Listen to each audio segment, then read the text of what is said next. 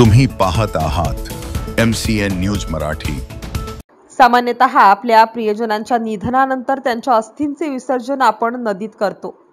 मात्र लोणार तालुक्यातील वझर आघाव येथील माजी लोकनियुक्त सरपंच रामेश्वर सीताराम आघाव, संजय सीताराम आघाव, शशिकांत सीताराम आघाव, ज्योतिताई ताठे या चारही भावंडांनी आपले पिता सीतारामजी परबतराव आघाव यांच्या अकाली निधनानंतर त्यांच्या स्मरणार्थ एक अनोखा व पर्यावरणपूरक उपक्रम राबवण्याचा निर्णय घेतला। आपल्या वडिलांच्या अस्थी नदीमध्ये विसर्जित न करता त्या राखेचा उपयोग करून फळझाडांची लागवड करण्याचा अनोखा निर्णय घेतला। आपल्या वडिलांच्या अस्थी झाडांच्या मुळाशी घालून वृक्षारोपण केले। वडिलांचे वय मृत्यू समयी 78 वर्षांचे होते, त्यानुसार 78 झाडांची लागवड करण्यात आली। हा भावनिक व प्रेरणादायी उपक्रम पार पडला। ही रोपे आता केवळ झाडे नसून वडिलांच्या स्मृतींना उजाळा देणारी जिवंत आठवण ठरली आहे। जल व वायू प्रदूषण रोखत आपल्या वडिलांची आठवण कायम ठेवण्याच्या या त्रिवेणी संगम निर्णयाचे समाजातून कौतुक होत आहे।